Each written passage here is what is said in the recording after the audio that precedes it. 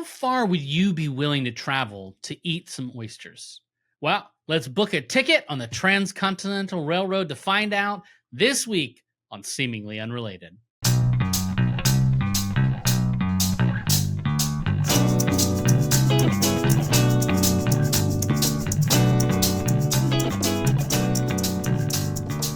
Welcome back to Seemingly Unrelated, the podcast where we connect the seemingly mundane elements of everyday life to the most unbelievable but true stories across history, stories across society, stories from culture all around time and space. I'm your host, Dr. Andrew Johnstone, lecturer in media, culture, and society. I think I finally nailed it at the University of Glasgow. And as always, this time I remembered to introduce our producer, engineer, editor, and younger person than me. It's Naomi. Hey, Naomi. How you doing? Hello. Yeah, I was forgotten to be introduced last time, and Andrew's never going to make that mistake again. I was very stern about it. It's going to haunt me in my dreams. And this episode, we've got another great guest co-host. And this time, we've pulled someone who already has a studio set up in his home because he is a podcaster, marketing consultant, and a really big lover, I would say, of all things media. It is from a lot of different podcasts he's about to tell you about. Kobi Omenaka. Hey, Kobe. How are you doing? I'm doing great. It's a pleasure to be here, guys. It's a pleasure to meet the younger generation of Manchester in Naomi and a kindred older spirit who's now north of the Great Wall of I can't remember what that wall's called. That divides Adrian's Wall. Adrian's Wall that divides us, England and Scotland. It's great to be here. I'm a big fan of the podcast, so it's great looking behind the curtain and seeing when you look behind the curtain that it's still fantastic as well. So it's not like a Wizard of Oz situation, guys. Oh, all of this flattery is very much necessary. So, Kobe, as I alluded to, you're a podcaster, but why don't you give a chance for the audience to get to know you a little bit more? Just tell them a bit about what you do. Who are you? Digital marketer is my 90% of what I do work wise, and before I was a digital marketer, I worked in oil and gas as a chemical engineer. And the reason I say this is because my transition from chemical engineering to digital marketing happened because of podcasting. So podcasting, even though it doesn't really drive my revenue, is such a huge part of my life, and I owe a lot to it. And it's amazing fun, and you meet amazing people like Andrew, who I've known for 8 years now, at least. At least I think 8-9 years, somewhere in that range. Yeah. And so Andrew's been on a few podcasts I host and produce. One of the biggest ones is one about The Wire called The Wire Stripped. Andrew's from the great city of Baltimore, where The Wire is set, and whenever his voice appears on the show, all our fans go, "This is the guy! This is the guy we need!" And I'm like, yeah, Andrew's the best. And he's joined us on, my friend, my co-host Helen, have a podcast called Flix Watcher, which is all about films that are on Netflix at the time. And Andrew's joined us a couple of times. Brought in some good films, brought in some not so good films. Oh, I don't think I have not brought any good films to the table. The two films I brought were The Neverending Story and Ariana Grande's I forget the name. Yeah. Thank you. I love you. I can't remember what it's called. Ariana Grande, Forgettable Title. I mean, I enjoyed the Ariana Grande concert. But The Neverending Story is like, I think probably one of the best songs ever in a film. The Neverending Story. Have you? Undeniable. How did you come to know this song, Naomi? I've got one reason why, but I want to see if that's confirmed. No, I actually had it on tape as a child, the film. Hold on. So I used to Andrew watch alluded the film. to you being very young, but you know what tape is. Why did you have The Neverending Story? Yeah, you know what tape is. I was born in 1998, so I'm like 1 year into Gen Z. But yeah, I went to university. You see, and I was watching The Neverending Story on tape. Yeah, how did you think I knew the Neverending Story? Stranger Things. No, I was there on tape. Yes, Flix Watcher. We were on. You guys can check that out. Enjoy watching Ariana Grande do a pretty good concert, and then for some reason that being considered a documentary. I enjoyed it. Everyone else did not. Well, we've folks who are listening now, we've invited Naomi to join us on FlixWatcher, so hopefully you can hear her tones And in a future episode. You can't pick the never-ending story because it's already been done. Sorry.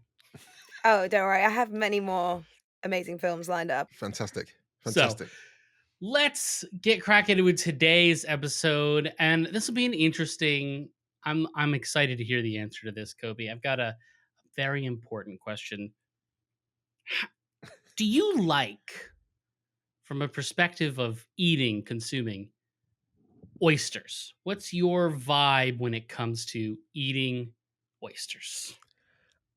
Oysters are, I will eat them if they're presented to me. Sometimes just someone says, here's an oyster. I'm like, okay, well, I'll try that. But I will rarely seek them out. I would like to hang out with whoever the people are you're hanging out with that just offer you oysters. I say that as if it's a weekly occurrence. This is like yes, every Thursday. Yeah. It's Oyster Thursday. I just go to my buddy's house and oysters appear. Oddly enough, oysters, despite the fact that they have this reputation of being something served at the Ritz, traditionally are a working man's meal. Right. So they're just oysters, for anyone who's not familiar. They are just saltwater bivalve mollusks, which means they just like have a little shell that opens and has one sort of joint on the back. And they are filter feeders, meaning anything in the water flows through them. Yep. And then they take the little bits they want out of it to consume and spit the water back out, which is good for the water, right? And it makes for a much healthier, cleaner, safer ecosystem. But it means that what gets into the oyster is whatever was in the water before it made its way to the oysters. And they're also known as being very nutritious. Apparently, they're rich in vitamin B12 and zinc. Cool. Fun fact about oysters. So they are, in fact, the very first fast food of the United States. Oyster consumption was at its peak between the 1840s and 1900. And in the same way that today, if you're in any place in the United States, you'll see, a McDonald's across the street from a Burger King, down the road from a Wendy's, and then like whatever the regional burger place is. In that same time period, you would have seen oyster bars, oyster saloons, oyster inns, oyster counters, just like literally just a piece of wood and somebody is handing oysters out, and something called. So you don't even see the heads. You don't even see the heads. You just see the hands with the oysters. Correct. It's just oysters pop up. You go, you put your money down, you take some oysters, you go. And something called an oyster cellar, which is literally a basement where you can buy oysters and a drink. I hate this just town. Sounds creepy. I think this sounds like my worst nightmare. They're just like snot, no? They're just like big snot things. Or oysters. Yeah. They've same consistency. Yeah. They were absolutely everywhere. Like, and you say you hate this town. Do not time travel to the back half of the 19th century in the United States, Naomi, because this is every town in the United States. On average, in 1890, Americans ate 600 oysters per year per person, which is just about an average of 2 oysters a day. If you're from Massachusetts, the Plymouth Rock area, that Cape Cod Bay, lots of oysters. Same thing on the West Coast, right? If we're on the Puget Sound, plenty of oysters. But what's really fascinating is that when you dig into this oyster craze, as it's known, there are people writing about eating oysters in their diaries in Missouri, Wisconsin, Colorado, and New Mexico. So for people outside the US, that's inland, not coastal in any way, shape, or form. Super inland. Missouri, for anyone who doesn't know, is the exact center of the United States, of the lower 48. leave Alaska and Hawaii out of this. So it's the dead center. There is nowhere for oysters to be. And yet people are writing oyster recipes in the little church recipe books that used to be so popular in the United States. So I'm guessing back then, I can't remember when the Wright brothers existed, but I'm guessing Mm, there was no planes then, or even like correct. automated vehicles. So transport of oysters would have taken a minute. Correct. It would have taken you quite a while. So the typical trip from Washington D.C.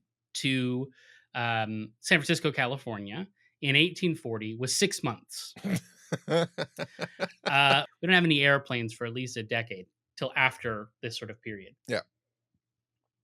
And why are people eating so many oysters? What's your guess on that one, Kobe? I would have guessed because they're cheap and available. Just get them out, pull them out yourself from the sea.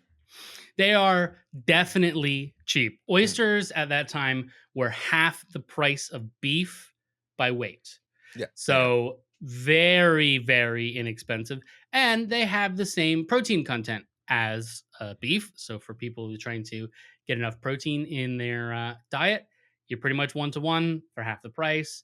But that'll also have, as we said, loads of zinc, which, according to The Simpsons, it makes telephones work and the firing pin on a handgun. Sick reference there. Also, when we think of oysters, Kobe, what's an oyster do to a person? Not only are they delicious, but they've got a reputation to them. Their reputation as a sexy food, like a Mm-hmm. pre Viagra. Yeah, Male enhancement. yeah. But I think Yeah. I think it applied to all genders this as an aphrodisiac. But I believe, yeah, that was the main. I think that was the main kind of thrust. Terrible, Yeah. terrible word. Nice. That was the Nice. main reason that people advocated for oysters. That is definitely, yeah. When we get to the 1980s and things like that, that was the big. It actually kind of starts in the 60s, that run, Yeah, but that was sort of the selling point because, as Naomi has pointed out, it's not for everyone. Like a raw oyster in particular can carry. It has, it's gonna be salty yeah. depending on the water it was in. It tastes like the ocean, right? Like Mm. it's like when you go to the beach and you smell the ocean, that's what you're eating. And so it kind of depends on the water it comes from. But the big selling point was it is good for sexy times. And there's been a lot of theories as to who put that who put two and two together the first time. Some people recommend that vitamin B12 Yeah. does sort of enhance blood flow and it sort of gives people energy and vigor. Other people note that you harvest them like oysters mostly in warmer months. So the people who are eating them are probably wearing less clothing than usual, which I think is pretty specious.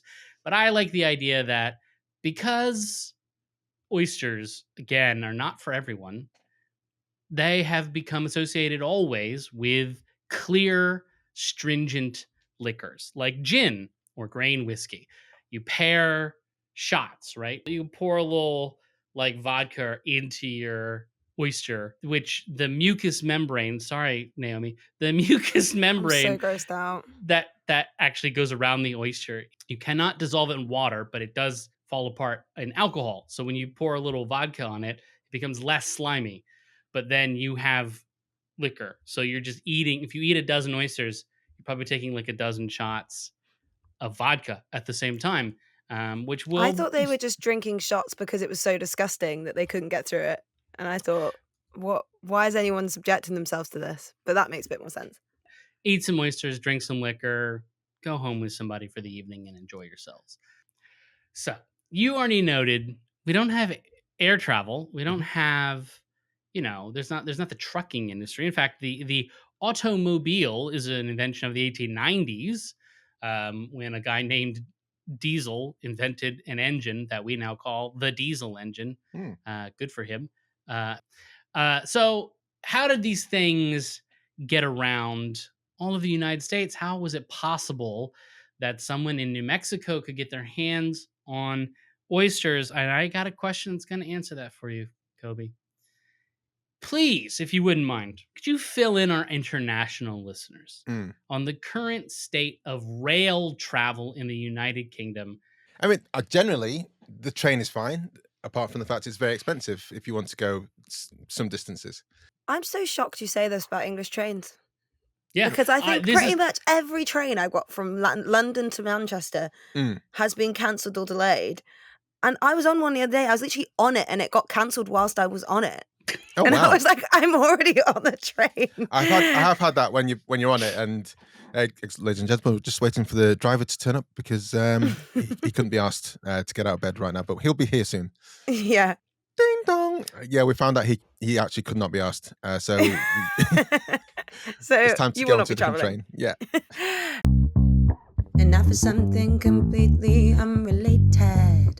Yeah, and I remember like when I got back from Japan, where it was just all so organized. The trains, nothing will ever go wrong, and everything's really clean. And then I got back to London, and I'd been struggling with how structured Japan was because I'm not a very structured person. And Euston, every single train was cancelled, including mine. Waited for half an hour. Everyone was shouting. There was pigeons flying at my head because there's just always pigeons in the train station.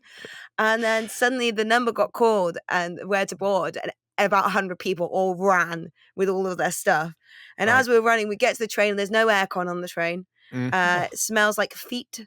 And then we sit on it for another half an hour before we leave. And I thought, I'm so happy to be home. Give me that chaos. So it is rail connections that make possible this emergence of Oyster as a fast food. So the first just like fast food as we understand it, the McDonald's style fast food is facilitated by the car, the personal automobile. People be able to drive to get it. The first fast food is facilitated by the existence of rail networks. So the 1840s is when the United States really starts to develop a rail network. The rail starts to establish in the 1840s. The Transcontinental Railroad, however, which connected Washington, D.C. to San Francisco via rail, did not finish until about 1870. So there is a 30-year period where this thing is developing. But as it sort of spreads, it becomes these little, like, almost like spider webs. If you look at the maps over the years from about 1840 to 1870, it just seems like every couple of miles on track, you'll just see these spurs that go off and become these little mini networks all across the United States with big I picked some exotic locales that became unexpected hubs. Someone might say seemingly unrelated hubs. Altoona, Pennsylvania, Texarkana, Texas, Albuquerque, New Mexico, and of course, where the Swallows go every year, San Juan Capistrano, California. All of them becoming weird regional hubs across the United States. So the Transcontinental Railroad was funded by the government. So the federal government of the United States passed the Pacific Railroad Act of 1862. Now, I got two Brits, and I know I asked two other British people a history question a couple episodes ago, and it went awesome. So let's see how it goes this time. 1862 in the United States, Kobe. Any idea what one of the most major events in U.S. history might be going on in 1862 in the United States? So I am a Hamilton fan. Okay. So this is post-Civil War, right, though, isn't it?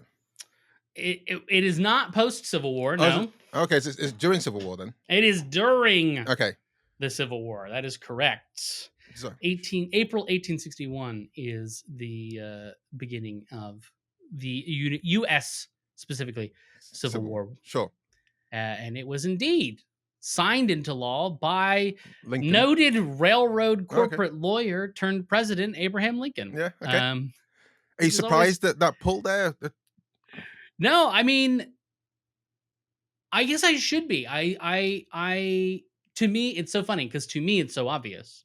So last time when poor Ree and Naomi were like, I don't know how World War II ended. I was like, He oh, literally asked us how World War II ended, which I feel like is pretty much all we learnt about in school was World War II. So the fact that neither of us had an answer for it was quite worrying. We won't even go into it because it was a whole thing, and it was very stressful for me, and it made me question all of my general knowledge of history. so you're right. I should take a second to recognize, because especially since it's not your country's history, to know that the 1860s is either the immediate post Civil War era or the Civil War era Mm. is a kudos. You get it ready? Golf clap. See if we can hear it. I've been watching a lot of Excellent. golf TV shows recently, so Yeah. I appreciate that. Thank you. Good. So, signed into law, Abraham Lincoln helping pay his old buddies in the railroads, um, agreed to the government would pay private companies to build, because the United States build the railroad at the cost of $16,000 per mile of track construction. Is this adjusted for inflation?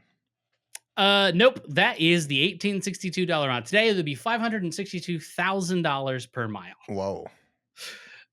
So about $500,000 a mile is Mhm. what the federal government was willing to compensate these corporations to build railroads between Council Bluffs, Iowa, which was the end of these rail connections that came from the east, all the way to Oakland, California, which would then connect up to the rail connections, which were built on the west coast. Mm.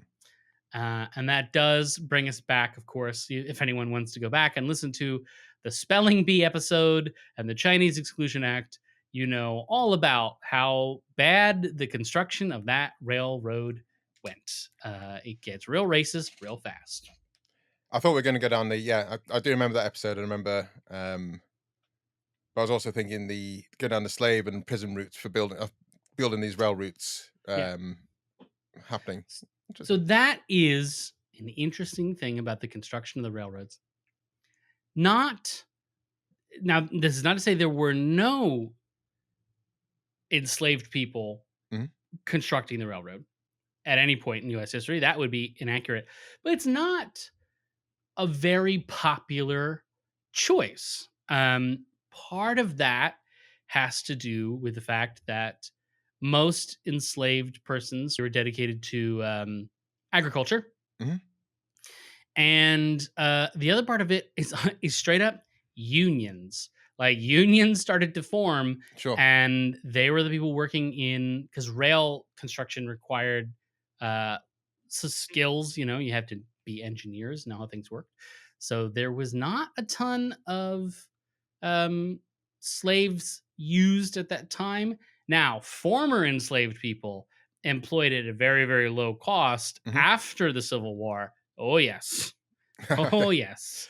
That's from Council Bluffs headed west.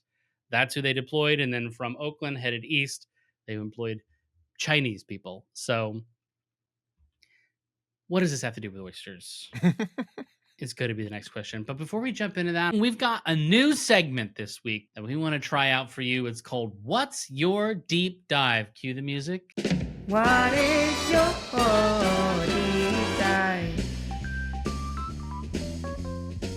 There we go. I want to take a step back and ask you, Kobe. Obviously, every episode, I dive into something that really speaks to me. We found out a couple episodes ago that Naomi really likes to research hamsters. So, guest spotlight.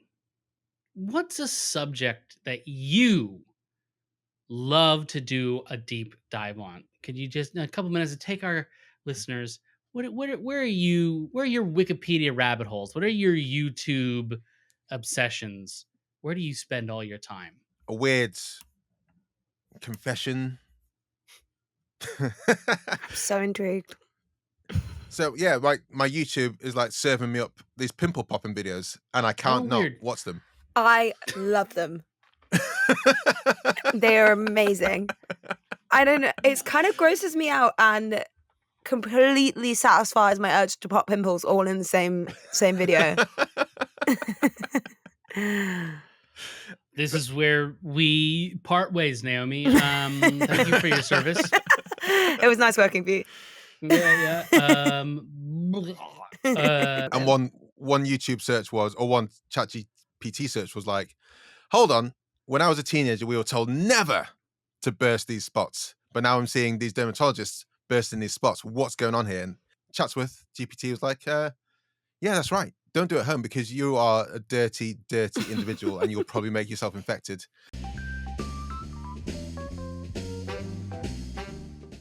So we've got the government paying for this Transcontinental Railroad, but what does that have to do with oysters? And that means we've got to go deeper into our history and ask, what about the railroads that came before 1862?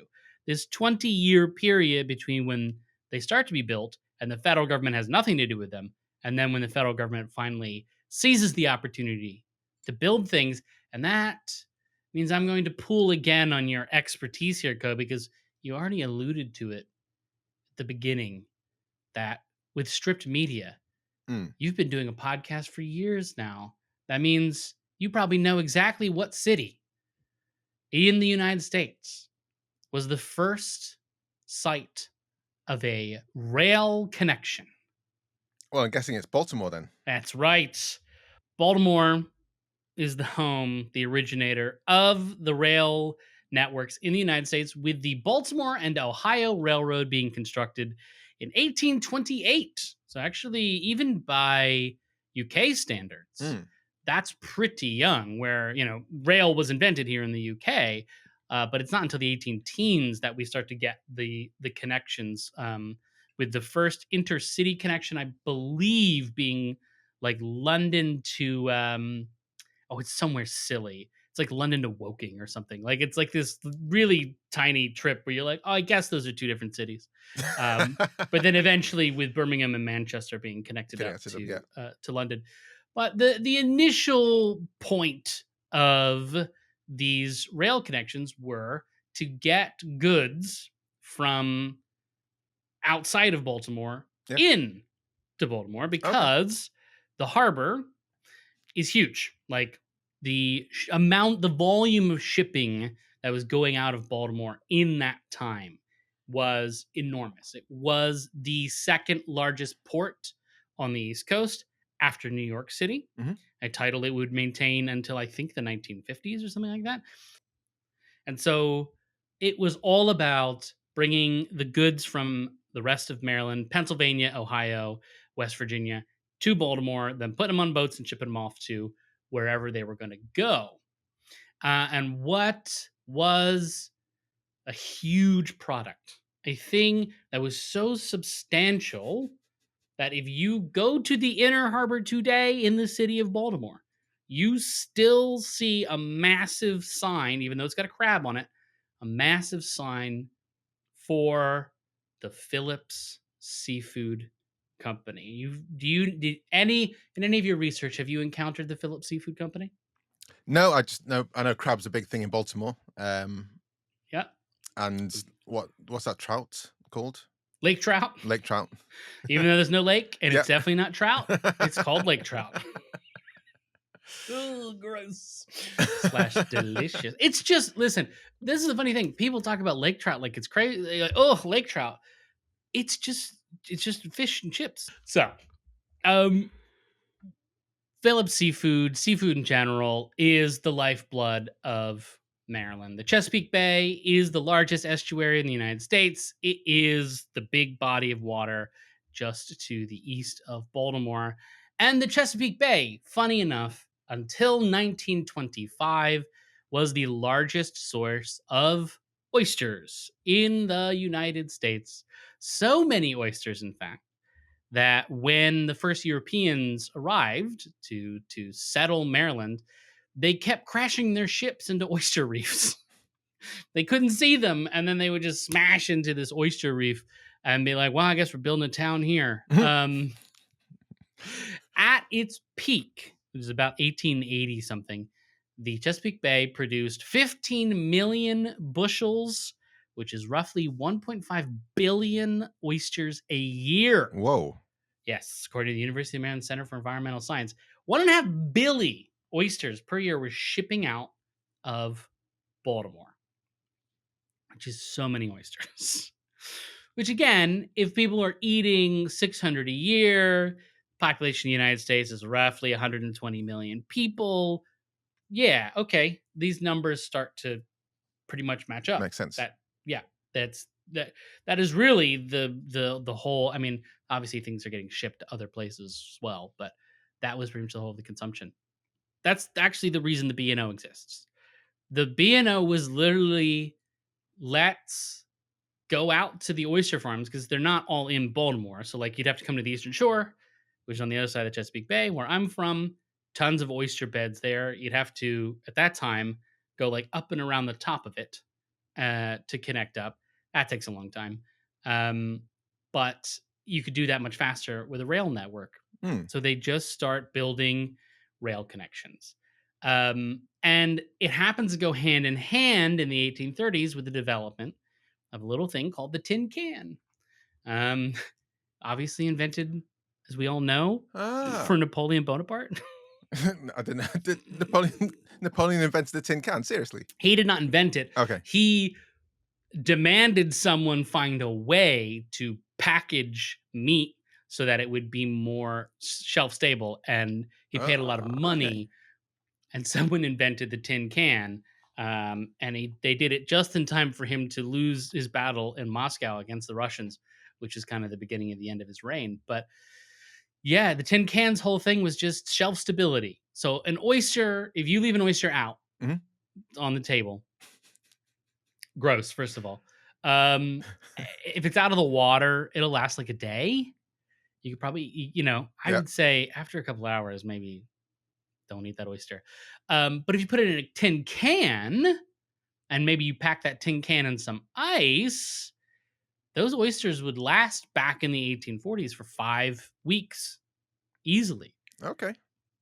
One could travel some distance with that product. So, as we said before, journey from DC to San Francisco, right, took 6 months. Yep. After the construction of the railroad, it was 2 weeks. So that's just as a reference. That's the kind of timeline shrinkage we're seeing here. Sure. Huge. So if it had taken you a couple weeks before, now we're talking about a day. Yeah. Right. And so the oyster business explodes at this time period. And it moves into what we call the Wild West. Now, when I say the Wild West, what do you imagine, Kobe? I think. What's the name of that HBO show? Deadwood. Deadwood. Yeah, sure. Deadwood. So I think any kind of in-depth knowledge of, again, this was a deep dive. I would have done like 10 years ago. Was when I was watching Deadwood, and I at some point realized this was based on actual people, and then started digging down on them. So because the name Al Swearingen, I was like, that's not a name, and it turns out it was actually a real person. Yeah, Al Swearingen, which is real people. Great. And we know a lot about those real people, don't we? Like they're shockingly well developed, right? And we tend to think of the Wild West in terms of Deadwood or in terms of even Back to the Future as being like way out west, like New Mexico or California or something like that.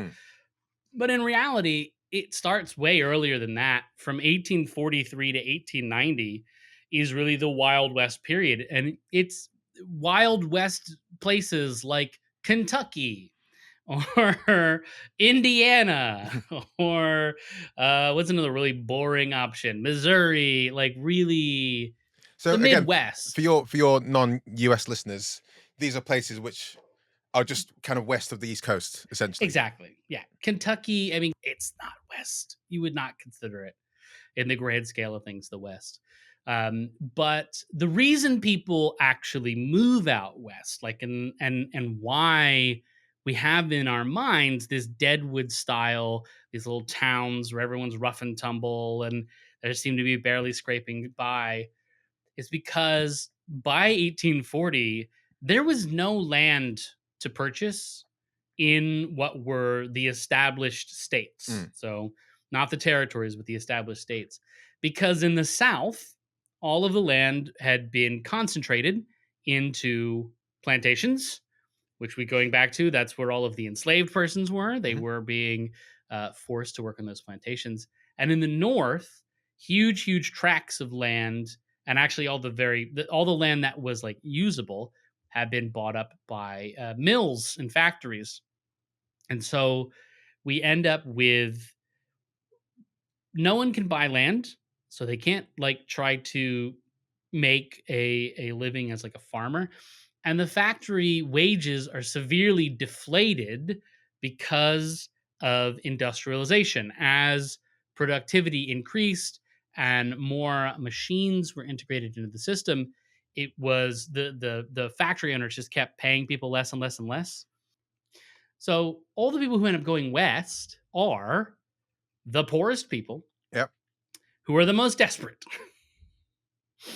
Um, and a lot of them may be the victims of persecution because they were native peoples, or they were black, or they were Mormons, or whatever.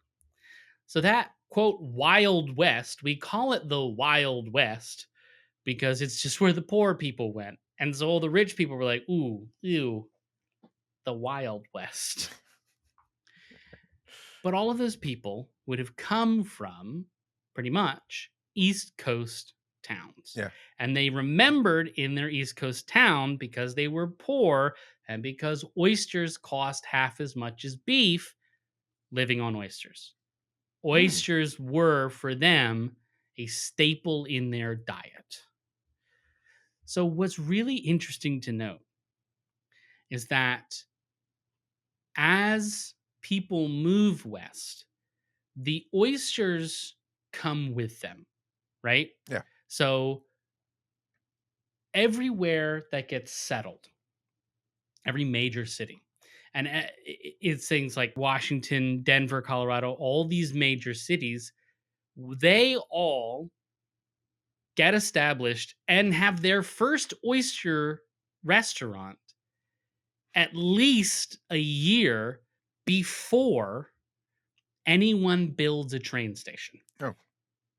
So these people are going west by wagon, or they're going west by horse, they're going west by foot. They're setting up shop, they're opening an oyster restaurant, and then the demand for oysters is so high that legitimately a train station follows. It is a bizarre story. The seemingly unrelated is that the reason why towns that were major rail connections, the reason why the railroad was built from the East Coast to the West, with the exception, of course, of the one line that was paid for by the federal government that was like a straight shot across, was to satisfy people's demand for oysters. Wow. Yeah. Everywhere people went, the oyster restaurants followed, and everywhere oyster restaurants went, train stations followed. I love that that's a thing. something that's so important, so fundamental to people's lives. I can understand that that's what drives and propagates development. It's bizarre that it's oysters in this day and age. Mm-hmm. That's the thing. Something that was so basic that it was a staple to millions of people, but now is seen as a luxury. Yeah, absolutely. We no one's building a rail station today Yeah. to get oysters, right? Like that's just that would be some sort of maniac billionaire behavior. Like, like if I'm telling you, some oysters. Yeah, I gotta get my oysters. If anything, I want the train so I can get away from the oysters. I wanna go in the other That's right. direction to the oysters. Run away from the oysters. But all the cities I just named, by the way, today, Mhm. those are all airport hubs. Oh, okay. But Dallas, Texas, the Transcontinental Railroad that goes through there wasn't supposed to go through Dallas. It was supposed to go through Houston and Austin, which were the established towns at the time. Mm. And it was because rich people in Dallas wanted to, seriously, they wanted to get oysters and a couple other things, but oysters primarily. They wanted that to come through to their town. They bribed government officials to change the rail line a couple of miles north so that it would come through Dallas slash Fort Worth. Just that couple of miles makes all the difference when you want your oyster. Exactly. Exactly. Well, you don't want to. Well, I don't want to drive to Houston to get my oysters. Bring that shit to me now. So, so what you're saying then? Okay, so oysters propagated the railroads, but then when flight did happen, we talk about Kitty Hawks, and people are like, hold on, we can get this even quicker. We've got Ah, places ready. so what happens is because all this is happening in the build up to like the 1870s and the 1880s, really by the 1880s, this phenomenon is over. The rail networks are fairly well established in the United States by about 1880 is a good number. Anything after that is sort of like spurs and like maybe connecting a particular mine up or we're improving access, that sort of thing. But by about 1880, the whole network is put together. So I'm saying that all of the major cities Yeah. that of the United States are only major cities because the demand for oysters was so high that we had to build train stations and train connections there. And since they had those connections and they had those stations, they became rail Yeah. hubs. And everywhere there was a rail hub in the United States later would get an airport Sure. that would become a significant airport.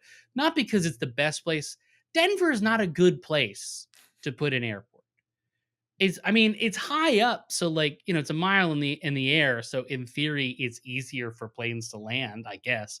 But like, where do you go from Denver? Like you're just in the middle of the Rocky Mountains, but so many people lived in Denver Yeah. because of the oysters, because that's the thing. The oysters bring the train and then the train brings more people, which brings more oysters, and then like it becomes this positive feedback loop. Self-propagating like circle. Yeah. Yeah. But essentially, if we want to put this in the modern context, this would be like if you went to a town and you wanted McDonald's so bad that you would build an airport just so that McDonald's could like open a shop in that airport Hmm. so that you could get your McDonald's. And here's the fun fact, Kobe. That's exactly what fucking happened in Kuwait City. Kuwait City. Oh wow, that's how it's established. Yeah, apologies to Naomi. This is not in the notes. I just remembered this during the break. So this is what lives in my mind sometimes. Kuwait City. So the largest consumer of Domino's pizza and McDonald's hamburgers in the world per capita, so per person per year, is Kuwait City.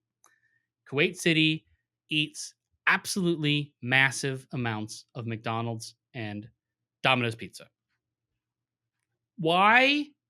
Because you may remember that in 1991, there was a war in Kuwait. Mm. Iraq invaded Kuwait. The United States and Britain, let's not forget, invaded to push the Iraqis back into Iraq and to secure Kuwait.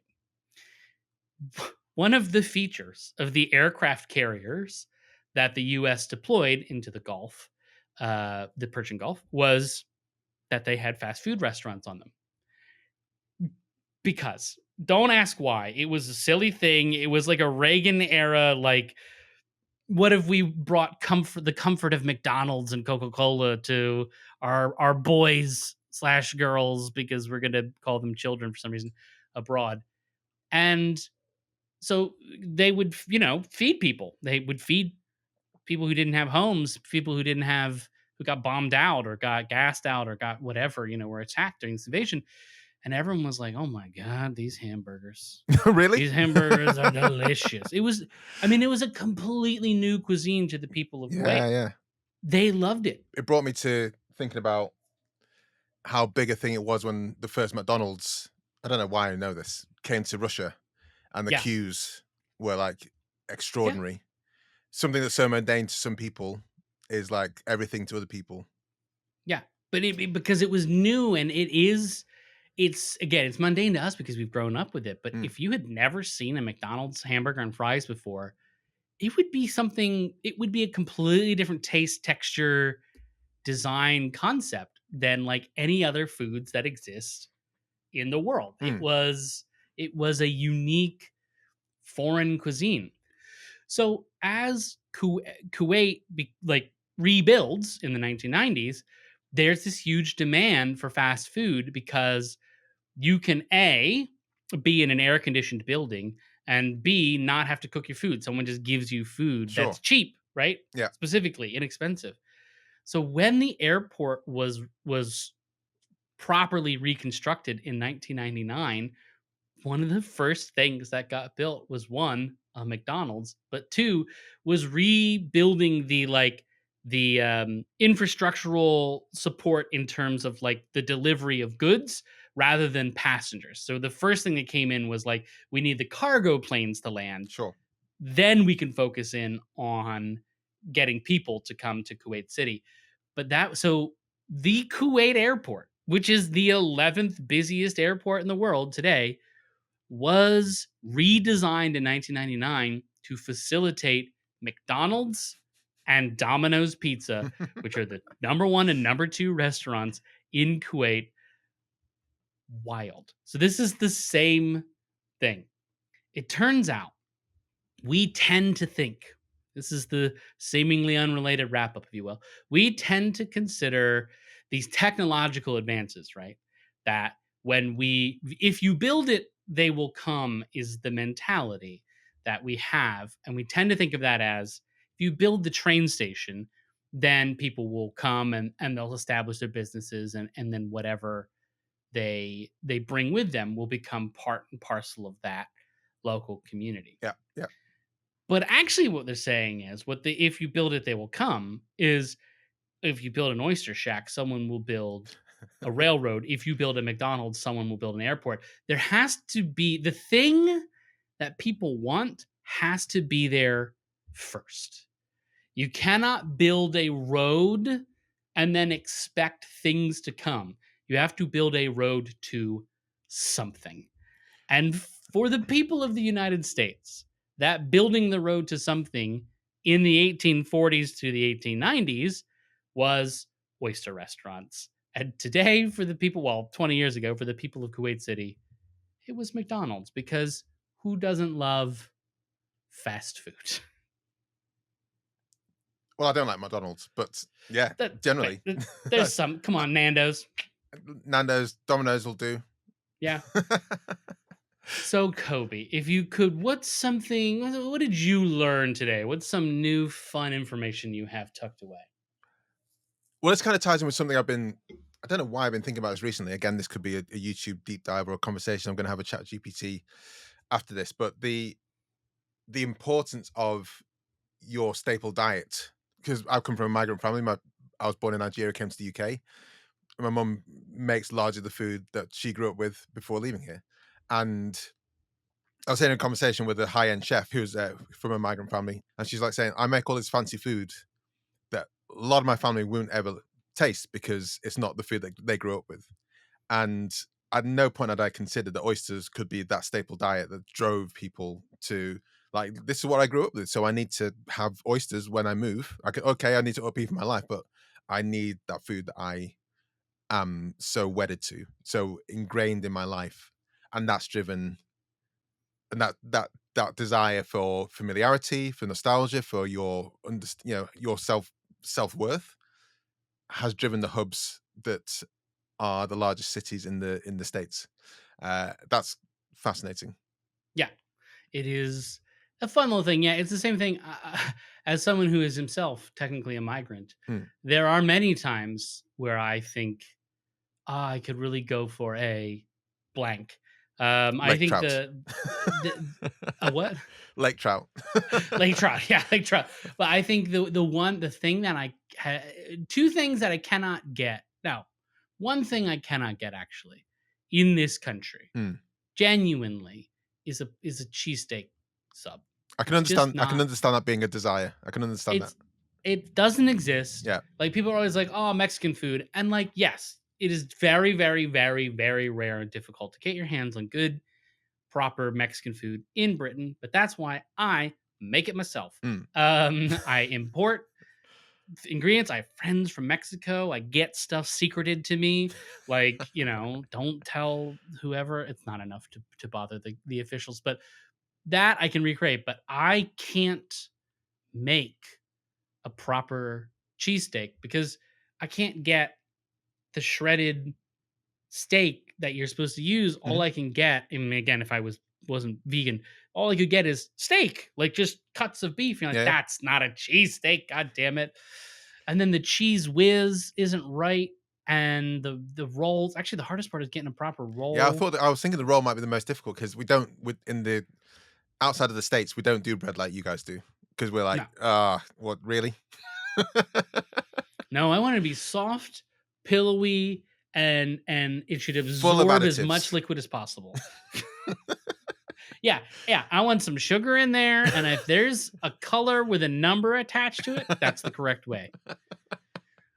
So that's our lesson today. The world as you know it turns out may be built on the backs of oysters. You listener, thank you so much for listening to the show. You're listening to it right now on something. I don't know what it is. Is it Spotify? Is it Apple? It's a platform.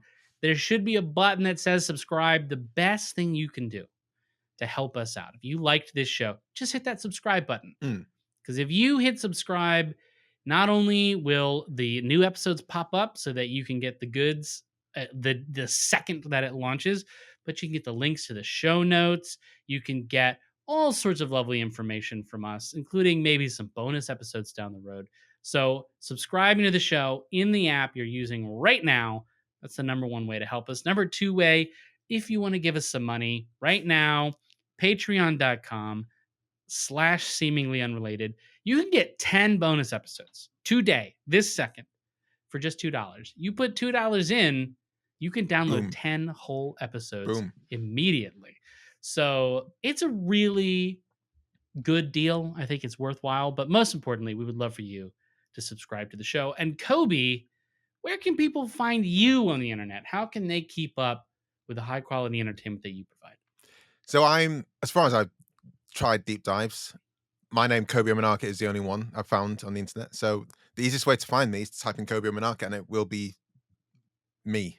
Talking about pop culture, talking about marketing, talking about podcasting. Typically that's one of the three things I yap about. So yeah, find me and think, okay, that seems like an interesting channel.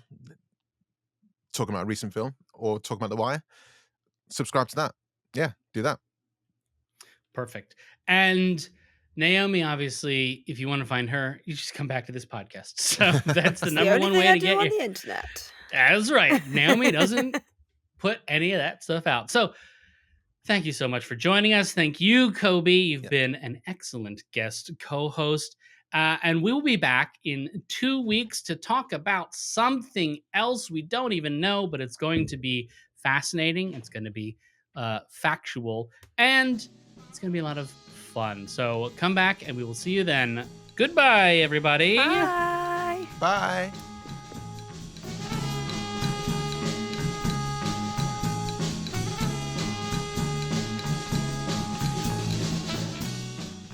Seemingly Unrelated is a Life's Little Murder Boards production. Created and hosted by Andrew Johnstone, audio production and editing services provided by Naomi Coe. Our artwork is by Megan Zemet. The theme song is Irizumi by Pistol Jazz. To find out more about everyone involved and access the show notes for this episode, visit us at seeminglyunrelatedpod.com.